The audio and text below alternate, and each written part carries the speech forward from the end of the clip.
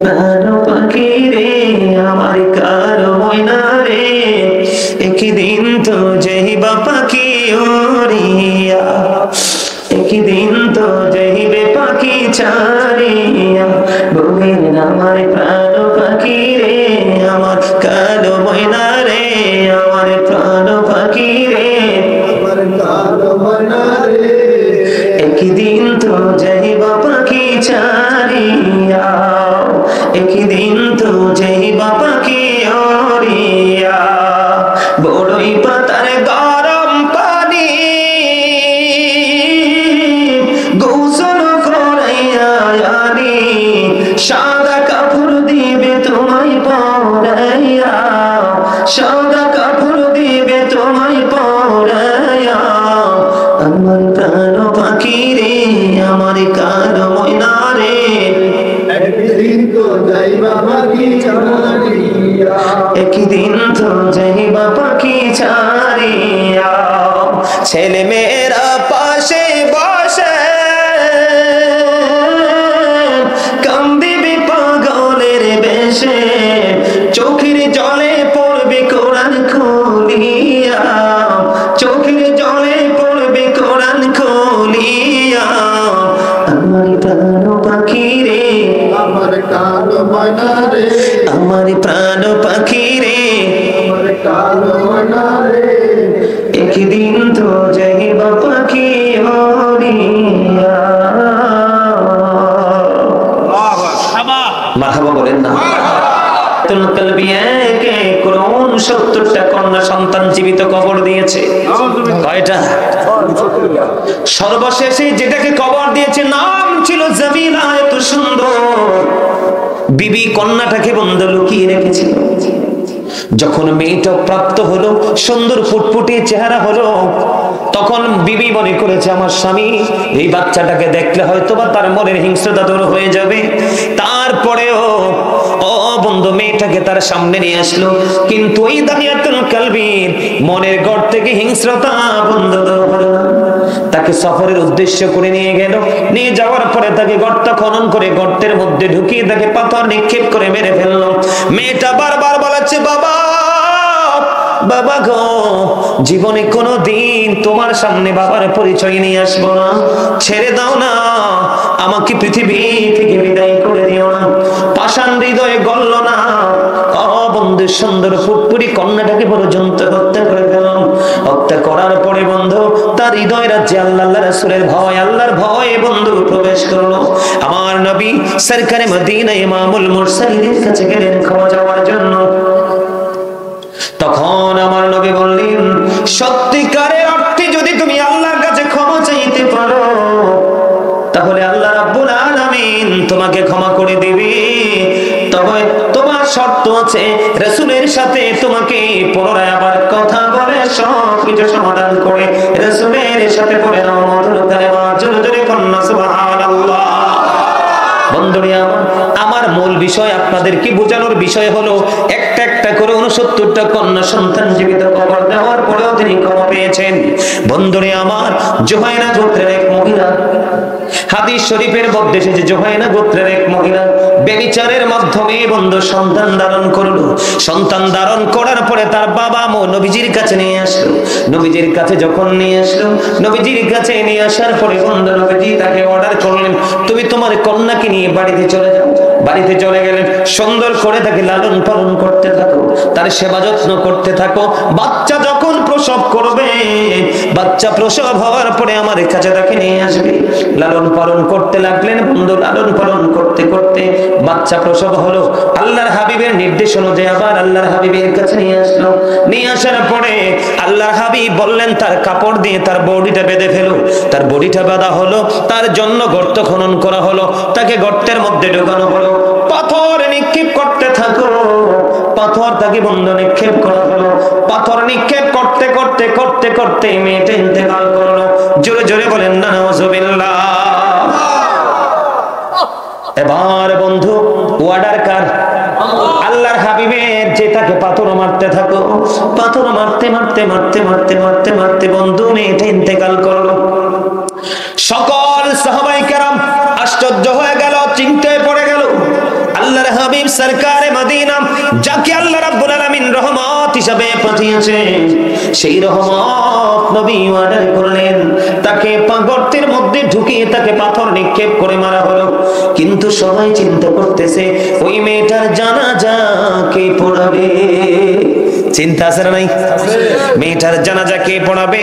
সে তো অত্যন্ত নোংরা কাজ করেছে, পাপ কাজ করেছে, যাকে নবীজির নির্দেশে পাথর নিক্ষেপ করে মারা হলো। বন্ধু, পরক্ষণে দেখা যায় আপনার আমার প্রাণের নবী মহিলার জানাজার জন্য ইমাম হয়ে গেল।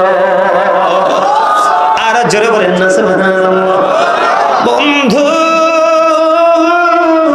এই পেড্ডা গ্রামের আমার ভাই বাবারা, আমার মা বোনদেরকে ডেকে ডেকে বলছি গো, যুব বন্ধুদেরকে ডেকে ডেকে বলছি, হৃদয় খুলে শোনো, এটা হলো আমাদের জন্য, তোমাদের জন্য, সবার জন্য মোস্ট ইম্পর্টেন্ট একটা টিচিং।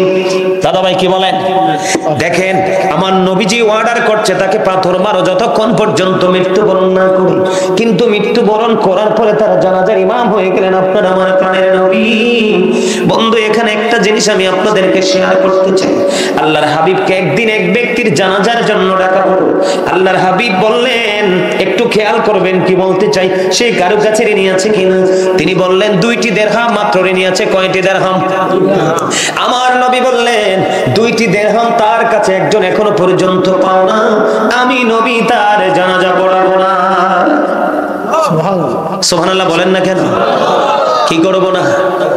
আমি নবী জানাজা পড়াবো না। বন্ধু, সবাই চিন্তায় পড়ে গেল। হযরতে কাতাদা রাদিয়াল্লাহু তাআলা আনহু বললেন, ইয়া রাসূলুল্লাহ, ইয়া হাবিবাল্লাহ, নবী গো, আমি তার ঋণ পরিশোধের দায়িত্ব নিলাম, তারপরে আপনার আমার প্রাণের নবী ওই ব্যক্তির জানাজা পড়াতে রাজি হলো। এখানে নিয়ে আসার কারণ হলো বন্ধু, 2টি টাকা মাত্র এক ব্যক্তি তার কাছে পাবে, এই জন্য নবীজি জানাজা পড়াইতে রাজি হয়নি। আর ওইদিকে মেয়েটা ব্যভিচারের মাধ্যমে সন্তান ধারণ করলো এবং সন্তান প্রসব করলো, পাথর নিক্ষেপ করে গর্তের মধ্যে তাকে ঢুকিয়ে মারা হলো।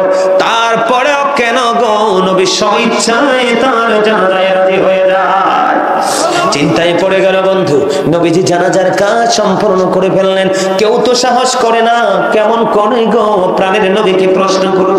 নবীকে প্রশ্ন করার মতো এত বড় দুঃসাহস কারণে নেই। হযরতে ওমর অত্যন্ত দূরদর্শী ছিলেন, অত্যন্ত সাহসী ছিলেন বন্ধু। হযরতে ওমর সব কাজ সম্পূর্ণ করার পরে এবার হযরতে ওমর প্রশ্ন করলো, নবী গো, ইয়া রাসূলুল্লাহ, ইয়া হাবিবাল্লাহ, নবী গো, জানতে বড় মনে চায়, আপনি অর্ডার করলেন তাকে মারার জন্য, আবার আপনি তার জানাজা পড়াইলেন। নবী গো, রহস্য কোথায় উদ্ঘাটন করতে হবে? এবার আমার নবী একটা ডাক দিয়ে বললেন, ওই মহিলাটা যেই তাকওয়া নিয়ে যেই তওবাটা করেছে, এই মহিলা এমন তওবা করেছে আল্লাহকে রাজি করার জন্য। ওই মহিলার মনে মনে চিন্তা হলো, আমার যদি মরণ হয় তারপর আমি মৃত্যুকে কবুল করতে রাজি আছি, মৃত্যুকে বরণ করতে রাজি আছি, কিন্তু তারপরেও আমি ক্ষমা না পেয়ে কদম দিব না। এমন ভাবে তওবা করেছে মেয়েটা, আল্লাহ রাব্বুল আলামিন তার প্রতি রাজি হয়ে গেছে। তার তওবাটা এতটাই বন্ধু গুরুত্বপূর্ণ এবং গ্রহণযোগ্য ছিল, মদিনার 70 জন পাপীকে যদি মদিনার 70 জন পাপীকে যদি ওই একটা মহিলার তওবাটা ভাগ করে দেওয়া হয়, 70টা পাপীর ক্ষমার জন্য যথেষ্ট হয়ে যাবে। আর জোরে জোরে বলুন না সুবহানাল্লাহ। বন্ধুরি আমার, হৃদয় খুলে শুনতে হবে, ব্রেইনে ঢোকাতে হবে। এই কান দিয়ে শুনে ওই কান দিয়ে বের করে দিলে হবে না। এই জন্য আল্লাহ রাব্বুল আলামিন বলেছেন, ইয়া আইয়ুহাল্লাযীনা আমানু তুবু ইলাল্লাহি তাওবাতান নাসুহা। লবণ ছাড়া খাবারের মতো হইছে। আল্লাহু আকবার। কিসের মতো? লবণ ছাড়া খানার মতো হইছে। মজা নাই। এই তো দাদাই কইছে মজার কথা। কি কি মনে করতেছে? কাগজি কাটি গাড়ি ঘুড়ি বানা কর উড়াতা হ্যায় আসমান মে, ঘুড়ি বেচারা क्या करेगा রশি মওলা কা হাত মে। বুঝছেন নি? হ্যাঁ বুঝছেন? আপনার আমার দেহটা হলো কাগজের ঘড়ির মতো, রুহুটা হলো রশির মতো। কিসের মতো? রুহুটা হলো কিসের মতো? আল্লাহ রাব্বুল আলামিন আজরাইল হলো নাটাই, আজরাইলকে অর্ডার করেছে নাটাইয়ের মধ্যে রশিটা লাগাইয়া টান দাও। বন্ধু, যেমনি করে কাগজটা কাইটা গুড়ির মধ্যে রশিটা লাগাইয়া মালিক ছেড়ে দে, গুড়ি মনের আনন্দে উঠতে থাকে।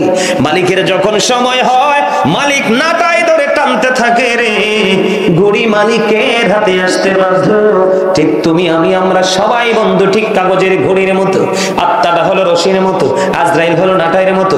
আজরাইল অর্ডার করতে দেরি, আল্লাহ রাব্বুল আলামিন তাৎক্ষণিকভাবে প্রাণ পাখি নিয়ে যেতে দেরি করবে না। এই জন্য আল্লাহ রাব্বুল আলামিন বলে দিয়েছেন, যখন তোমার কেউ ছিল না তখন ছিলাম আমি, এখন তোমার সব হয়েছে পর হয়েছে আমি। যখন তোমার কেউ রবে না, রব শুধু আমি। আমার কাছে আসতে হবে মনে রেখো তুমি। তোরা চাস নেকেছো কারো কাছে খোদার মদদ ছাড়া, অন্যের ওপর ভরসা ছেড়ে নিজের পায়ে দাঁড়া। জোরে জোরে কন্যা ঠিক না বেঠে? আপনি মরে যাওয়ার পরে আপনার সন্তান হাদিয়া পাঠাবে, স্বপ্নেও কল্পনা দেখেন না। যেই দুনিয়া আসছে আপনার সন্তান বলবে বাবার কবর জিয়ারত করা বেদাত, দেওয়া তো থাক দূরে। এই জন্য বলছি এখনো সময় আছে বন্ধু, জোগাড় করে কবরে যান বন্ধু। উপায় নাই, পদ্মা মেঘনা যমুনা তীরে কত ঢেউ চলে যায়, আসে না তো ফিরে। বলেন পদ্মা মেঘনা যমুনার তীরে কত ঢেউ চলে যায়, আসে না তো ফিরে। আমিও চলে যাব এমনি করে, আসবো না কভু ফিরে। বলেন পদ্মা মেঘনা যমুনার তীরে কত ঢেউ চলে যায়, আসে না তো ফিরে। আমিও চলে যাব এমনি করে, বলেন আমিও চলে যাব এমনি করে, আসবো না কভু ফিরে। বলেন পদ্মা সবাই কত ঢেউ চলে যায়, আসে না তো ফিরে। মারহাবা বলেন, ঠিক না বেঠি? আরে জোরে সরে সরে একটু বুঝিয়ে দিলাম। চিরন্তন সত্য এই কথাগুলো এড়িয়ে যাওয়ার কোন সুযোগ আছে? আরে কত নিষ্ঠুর ভাবে মানুষ আপনাকে বাঁশবাগানে রেখে আসবে, কেউ খবর নেবে না বাবা কেমন আছে। রেখে আসবে পাহাড়ের চূড়ায়, কত কষ্ট করে পৃথিবী তাকে গুছিয়ে দিয়ে গেছেন, কিন্তু সেই পৃথিবীকে এতটাই পাগল হবে, প্রিয় স্বজন মা বাবা কেমন আছে কি খবর নেবে না, কিচ্ছু কাজে লাগবে না তো। এই জন্য বলছি একটু মন দিয়ে কথাগুলো শোনো, ব্রেইন একটু সেট আপ দিয়ে রাখো। আমার মনে হয় জীবনের পথ চলা চেঞ্জ করা সম্ভব হবে, বদলানো সম্ভব হবে। সম্মানিত উপস্থিতি, বাস্তব বিবেকবান মানুষের জন্য, বিবেকহীনদের জন্য নয়। বাস্তব জ্ঞানী মানুষগুলোর জন্য, গানহীনদের জন্য নয়। লেকচার সেন্স এবিলিটি সম্পন্ন পার্সনদের জন্য, সেন্সলেসদের জন্য নয়। আমার কথা বুঝতে পারছেন বন্ধুরে আমার? বেবিচারের মাধ্যমে সন্তান ধারণ করল, প্রসব করল, তার পিজি তার ইমাম হয়, তাহলে ওর চেয়ে দামি আর কে হতে পারে? ঠিক না ঠিক? তাহলে তার পাওয়ারটা মর্যাদাটা বাড়লো কেমন করে? শুধুমাত্র তওবা, আল্লাহর কাছে ক্ষমা চাওয়ার কারণে। জোরে জোরে বলুন না সুবহানাল্লাহ। বিরক্ত হন? আরেকটু এই বিষয়টা নিয়ে আরেকটু কথা বলবো। আল্লাহর হাবিব জানিয়ে দিয়েছে, কেউ যদি ক্ষমা চাইতে গিয়ে আল্লাহর কাছে ক্ষমা চাইতে গিয়ে মাসির মাথার সমপরিমাণ একটা ফোঁটা চোখের পানি যদি ফালাই রে, জাহান্নামের আগুন তার জন্য হারাম হয়ে যাবে। জোরে জোরে বলুন না সুবহানাল্লাহ। বন্ধুরে আমার, ধরেন আপনার একটা ওট নিয়ে আপনি সফরে বের হলেন। হাদিস শরীফের মূল ভাষাটা কি? আপনি যখন সফরে বের হলেন, সফরে বের হওয়ার পরে বন্ধু হঠাৎ করে আপনার ওটটা হারিয়ে গেল। উটের পিঠে আপনার খাবার দাবার পোশাক আশাক পানীয় সব কিছু উটের পিঠে। আপনি বন্ধু খুঁজতে খুঁজতে খুঁজতে খুঁজতে পাগল হয়ে গেলেন। ওট হারিয়ে যাওয়া মানে আপনার সব হারিয়ে যাওয়া। আপনি কোনোভাবে ওটটাকে খুঁজে পাচ্ছেন না, ক্লান্ত হয়ে একটা গাছের ছায়ার নিচে আপনি তন্দ্রাচ্ছন্ন হয়ে বসে রইলেন। হঠাৎ করে চোখ খুলে দেখলেন আপনার ওটটা আপনার কাছে এসে হাজির হয়ে গেছে। কি হয়ে গেছে? তখন আপনি খুশি হবেন নাকি বেজার হবেন? আমার নবীজি বলেছেন, হারিয়ে যাওয়া ওট ফিরে পাওয়ার পরে উটের মালিক যত বেশি খুশি হয় তার চেয়েও বেশি খুশি হয় বান্দা পাপ করার পরে যখন আল্লাহর কাছে ক্ষমা চায়। জোরে জোরে বলুন না সুবহানাল্লাহ। হাদিস শরীফের মধ্যে এসেছে তিনি ওটটা ফিরে পাওয়ার পরে এত বেশি খুশি হয়েছে, আল্লাহর হাবিব বলেছেন তিনি এত বেশি খুশি হয়েছেন, তিনি বলতেছেন আল্লাহ গো তুমি আমার, আমি তোমার রব, তুমি আমার বান্দা। জোরে জোরে কন্না আল্লাহু আকবার। কথা কি বুঝতে পারছেন? ওনার বলার কথা ছিল কি? তুমি আমার রব, আমি তোমার বান্দা। কিন্তু উনি উটটা ফিরে পাওয়ার পরে এত বেশি খুশি, এত বেশি আনন্দিত হয়েছে, তিনি বলেছে আমি হইলাম তোমার রব, তুমি আমার বান্দা। জোরে জোরে বলুন না আল্লাহু আকবার। খবর মজার না? বন্ধুরা আমার বোঝানোর জন্য বলছি, আমি আপনাদেরকে আরেকটা হাদিস শরীফ বলছি, রাবির কথা বলবো না। সময় কিন্তু আমার ভাই জাকির হোসেন কিন্তু আয়াতটা তেলাওয়াত করে গেছে, ইয়া আইয়ুহাল্লাযীনা আমানু তুবু ইলাল্লাহি তাওবাতান নাসুহা। ও আমাদের আজকের প্রধান মেহমান কি চলে যাবে? আচ্ছা ঠিক আছে, চলে গেলে তো আর জোর করে আটকানো যায় না, পারিবারিক সমস্যা। হ্যাঁ পারিবারিক সমস্যা। ও আচ্ছা আচ্ছা, না না না না, ওনার সমস্যা হলে উনি চলে যাক, সমস্যা নেই। মনু এই পকেটে ঢুকাও। আচ্ছা কক না একটু শুনি আমিও কি কয়। এই পকেটে ঢুকাইয়ে রাখো, আমি ওইজন রাস্তা ঢুকমু তো এই শুরুতে কইয়ে দিব। আরে ভাই ঠিক আছে ঠিক আছে, আলহামদুলিল্লাহ, যান, দোয়া রইল আপনার জন্য, বিশাল বড় কাজ করছেন। আপনি যদি ঘরে থাকেন ঘর থেকে ওয়াজের দিকে কান রাখেন। ও কুমিল্লা চলে যাবে, একটু পরে গেলে তো আমার সাথেই যাইতে পারতো। আরে আর গাড়ি দিয়ে তো যাইবো, আমার তার লগে যাইতো আর কি কইতেছি। আপনাদেরকে হাসার জন্য কিছু কথা বলছি, আপনারা হাসতে পারেন না? একটু হাসেন। হাসলে হার্ট ভালো থাকে, হার্ট, আর হার্ট ভালো থাকলে মানুষ সুস্থ থাকে। কি থাকে? আর সব সময় ভাব নিয়ে থাকবেন না, হার্ট অ্যাটাক করে মারা যাবে। কি সব সময় কি করা যাবে না? হ্যাঁ, ভাব নেওয়া যাবে না। ভাব যার মধ্যে আছে মনে করবেন অভাব তার মাঝেই আছে। দেখবেন যত ভাব তার মধ্যে আছে তত অভাব। কি এটা? এটা ওইতো নো, এটা বেইনি সমস্যা। কি তাই কি ভুল কথা কইছি না?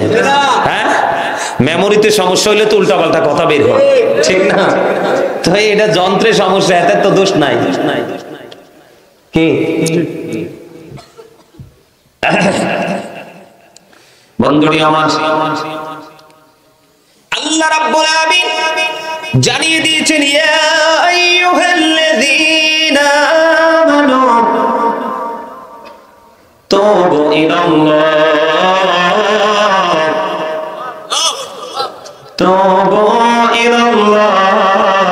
তাওবাতান নাসুহা। আল্লাহ রাব্বুল আলামিন বলেছে বান্দা, কোন বেঈমান, কোন কাফের, কোন মুশরিক, কোন ইহুদিকে আল্লাহ রাব্বুল আলামিন ডাক দেয়নি। আল্লাহ রাব্বুল আলামিন ডাক দিয়েছেন ঈমানদারদেরকে। আল্লাহ বলেছেন ইয়া আইয়ুহাল্লাযীনা আমানু তুবু ইলাল্লাহি তাওবাতান নাসুহা। আল্লাহ রাব্বুল আলামিন বলে দিয়েছেন হে বান্দাগণ, তোমরা আল্লাহর কাছে খাস নিয়তে তওবা করো। কি করো? যেই তওবায় তোমাকে আল্লাহ পর্যন্ত পৌঁছে দেবে, যেই তওবা তোমার অন্তরে ভয় সৃষ্টি করে দিবে, যে তওবা তোমার অন্তরে জান্নাতে যাওয়ার স্বপ্ন জুগিয়ে দিবে, যেই তওবা মালিকের প্রিয় হওয়ার মতো মানসিকতা তৈরি করে দিবে। কারণ এই তওবা তো আমার নবীও যদি মাসুম ছিল, আমার নবী তারপরেও তওবা করেছেন, আর ওই তওবার মানি ছিল উম্মতকে তওবা শিখানো। জোরে জোরে বলুন না সুবহানাল্লাহ, একটু জিকির করবেন নি? সুবহানাল্লাহ আলহামদুলিল্লাহ লা ইলাহা ইল্লাল্লাহ, সুবহানাল্লাহ আলহামদুলিল্লাহ লা ইলাহা ইল্লাল্লাহ, লা ইলাহা ইল্লাল্লাহ, লা ইলাহা ইল্লাল্লাহ। নবী আমার নূরের প্রথম জগৎ করলেন উজালা, নবী আমার নূরের প্রথম জগৎ করলেন উজালা। রোজ হাসরে করবেন তিনি উম্মতের ফয়সালা, সুবহানাল্লাহ আলহামদুলিল্লাহ লা ইলাহা ইল্লাল্লাহ, লা ইলাহা ইল্লাল্লাহ, লা ইলাহা ইল্লাল্লাহ, লা ইলাহা ইল্লাল্লাহ মুহাম্মাদুর রাসূলুল্লাহ সাল্লাল্লাহু আলাইহি ওয়াসাল্লাম। বন্ধুরে আমার, আল্লাহ রাব্বুল আলামিন বলেছেন তুবু ইলাল্লাহি জামিআ আইয়ুহাল মুমিনুনা লাআল্লাকুম তুফলিহুন। ঈমানদারদেরকে ডেকে ডেকে বলেছেন, ঈমানদাররা তোমরা তওবা করো, তোমরা তওবা করলে সফল হবে। জোরে জোরে কন্যা সুবহানাল্লাহ। ওয়াজটা কার? সফলতা অর্জন করতে হলে তওবা করতে হবে। আর আল্লাহ রাব্বুল আলামিন ডাক দিয়েছেন ঈমানদারদেরকে, তোমরা আল্লাহর কাছে তওবা করো, তাহলে এই তোমরা সফলতা অর্জন করতে পারবে। আর এই তওবাটা হবে তওবা করার মতো তওবা, যেটা খালেস নিয়তে বন্ধ তওবা।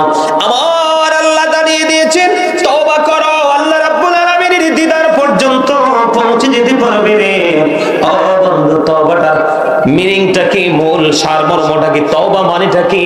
আমি জীবনে যত গুনাহ করেছি, এই সব গুনাহের জন্য আমরা চিরকাল লজ্জিত থাকব। কার কাছে? আল্লাহর কাছে লজ্জিত থাকব। জীবনে আর কোনদিন অপরাধ করব না, এই প্রতিশ্রুতি আল্লাহর কাছে দিতে হবে। কি? জীবনে যে অপরাধ করেছি সেটার জন্য চিরকাল আল্লাহর কথা মনে হলে, পরকালের কথা মনে হলে আমরা নিজেরা নিজেদেরকে লজ্জিত মনে করব। জীবনে আর কোনদিন এই পাপ আমরা করব না, এই সিদ্ধান্ত করতে হবে। ওই যে আমার ভাই জাকির হোসেন একটু আগেই বলে গেছে, সৎ সম্পর্কে জঘন্য থেকে জঘন্যতর কথাগুলো বন্ধ। সত্য অত্যন্ত ভয়ঙ্কর। আমি এই জন্য আপনাদেরকে বলছি, আমার দিকে তাকান। আমি যখন মেরাজে গেল, মেরাজে যাওয়ার পরে এক একটা মানুষের পেট দেখলেন এক একটা ঘরের মতো বড় বড়। জিব্রাইলকে প্রশ্ন করলো, ভাই জিব্রাইল এরা কারে? জিব্রাইল দেখে দেখে বলল, ইয়া রাসূলুল্লাহ, ইয়া হাবিবাল্লাহ, নবী গো, এরা হলো পৃথিবীর সুদখোর আর ঘুষখোর। আওয়াজ তুলে বলুন না নাউযুবিল্লাহ, আর জোরে বলেন না নাউযুবিল্লাহ। আমার নবী বললেন, রে জিব্রাইল, আমি চাইয়া দেখলাম এদের পেটের মধ্যে সাপ আর বিচ্ছু দেখা যায়। জোরে জোরে বলুন না নাউযুবিল্লাহ। আপনার ওই যে তিনি বলেছেন, হাদিস শরীফ থেকে সংগ্রহ করেছেন, যিনি সুদ দেয়, যিনি সুদ খায়, যিনি সুদের সাক্ষী হয়, যিনি সুদের ইসলাম লেখে বা আদান প্রদানে কোনো না কোনো প্রত্যক্ষ পরোক্ষ ভাবে, ডাইরেক্টলি ইনডাইরেক্টলি যারা যুক্ত থাকে সবাই সমান অপরাধী। এই জন্য বলছি বন্ধু, যদি কোনো মানুষ জানে একটা লোক জুলুম করতেছে, অন্যায় করতেছে, অপরাধ করতেছে, জানার পরেও বাজারের দিন একটা ব্যাগ বাজার, মাছের পিছারি থেকে যখন মাছ ধরা হবে, একটা মাছ কি কি মোবাইল পকেটে ঢুকাও, এটা ফাইজলামের জায়গা না। তোমরা যে এটা করতেছো, এটাও তোমাদের একটা ইনকাম ও সওয়াব। কি কি হুজুর, তোমরা এখানে কি রং ঢং করবা? এটা পকেটে ঢুকাও, ঢুকাও ঢুকা, জিন্স প্যান্টের পকেট শক্ত, ঢুকাবে না।